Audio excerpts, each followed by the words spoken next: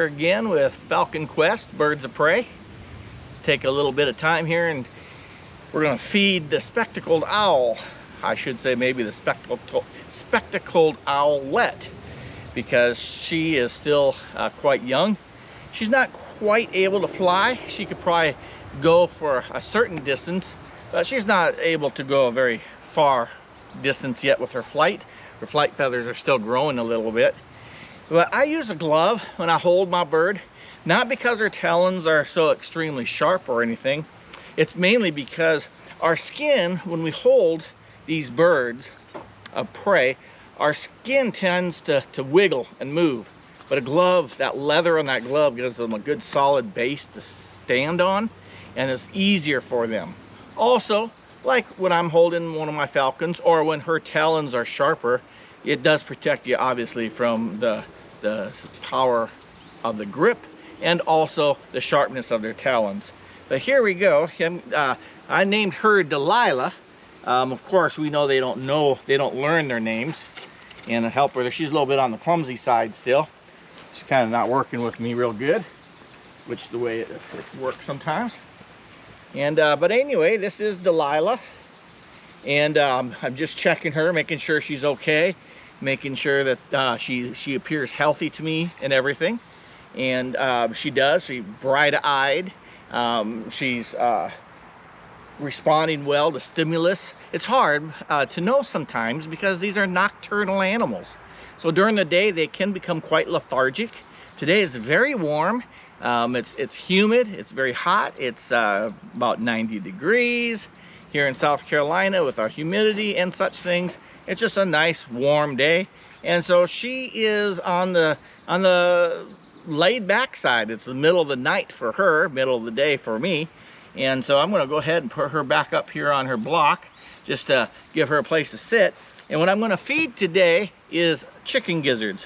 These I actually bought from the store. I feed quite a variety of food to my birds because I want them to reach maximum potential in health and in growth. I'm not one that subscribes to just feeding the same foods day after day after day. I feed squirrel, I feed rat, I feed chicken gizzards, I feed turkey hearts, turkey gizzards, and that's just a partial list. There's a few other things there that I'm forgetting. Since it's so warm, most of these birds of prey will get their water from the metabolism of the proteins of the food that they eat and the moistness of the foods when they're devouring the animal. But on a hot day such as today, I like supplementing the water, because one of the things that we have to really make sure our birds, especially young birds like this, is that they don't fall to dehydration. Dehydration is a killer of all, even people. When they get dehydrated, it becomes life-threatening. Now, she can eat on her own. She probably is not, because it's during the day here. Well, she is now a little bit. But generally, I help her eat. She's young. She likes to eat at nighttime by herself. She's not too much. I have a little water here. I'm soaking in the water, get it nice and moist with water, and see if she'll go for another piece.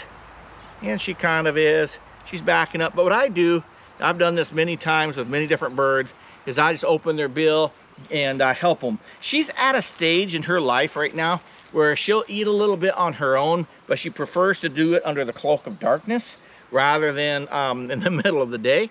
So right now, I'm basically helping her feed.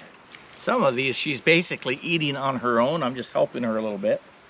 Of course, I'm not force feeding her.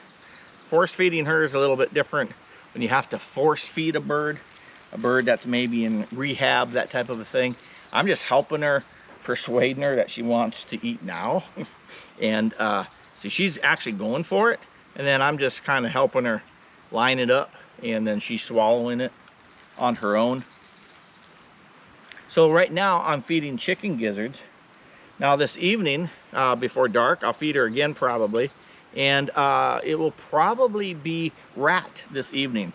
As I say, I like to mix my foods up, not feeding the same thing, because there's different nutritional value in the different foods that they eat.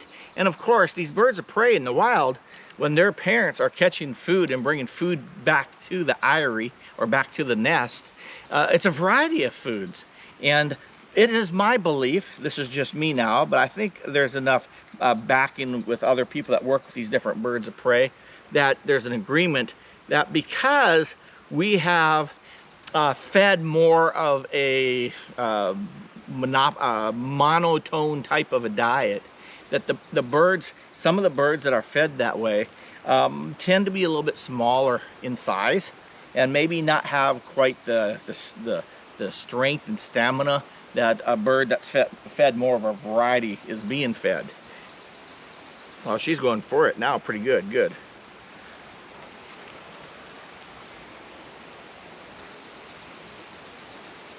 Here you go, Delilah. Oh yeah, look at her. She's starting to go for it pretty good on her own now. I'm not one to handle my birds very much. When I say handle, let me explain that a little bit. I like to handle my birds frequently, but I don't like to touch my birds very often. For one, most of them really don't like it, and for two, it's really not, the oils on our fingers is not really good for their feathers. If we're constantly sitting there petting them like you do a parrot, and these aren't parrots. And personally, I don't even think it's good to be sitting there and petting your parrot all day long either, because the oils in our fingers are not the same type of oil that they produce in their uropygeal gland, a gland right at the base of their tail. You'll see a bird rub there, then they'll rub over their bodies, and that's an oil. Different birds produce different quantities of that, of course. Like a duck produces a lot of that, and that's why they're so waterproof, because of the oils they're producing. But they have their own oils that's good for their feathers and such. We don't need to be adding to it by putting the oils from our fingers on them. So when I'm giving a bird a presentation in a public area, many people will come to me and they'll ask me and they'll say, Glenn, can I pet your bird? And my answer to them is usually, almost always, no, I'm sorry, I can't allow you to do that.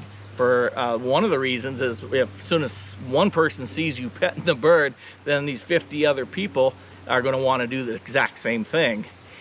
But then I explained that to the reason to them. I explained to them the reason that you can't pet the bird, of course, is because of the oils on your fingers. And in one of the places I go to, there's an eatery. There's different foods, elephant ears, corn dogs, ice cream, that kind of thing. Well, the young kids, their fingers are just sticky from eating all this food at these places, and they want to come and pet my bird. It's like, no, I'm sorry, not petting the bird today. It's interested. One of the food items on their diet is fruit bats. Of course, fruit bats are nocturnal, just like insectivorous type bats. And so the fruit bats at nighttime will come out. They'll start feeding on fruit, those types of things. And while they're feeding, the spectacled owl, hunting in owl fashion, sitting on a branch or in an area all stealthful-like and only moving their head and remaining very still, when those fruit bats will come and land and feed, then the owl will pounce, come into there, make the kill with their sharp talons, their strong feet, and that's one of their food items. They also have been reported to eat small monkey species, young monkeys, of course any of the rodents, those types of smaller animals. But being a tropical owl, they do also feed upon some invertebrates. It's been reported that they'll hang around water areas, they'll feed on some crustaceans and that type of a thing.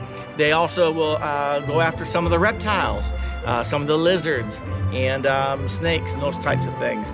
For the most part, most owls are fairly omnivorous in the carnivore diet.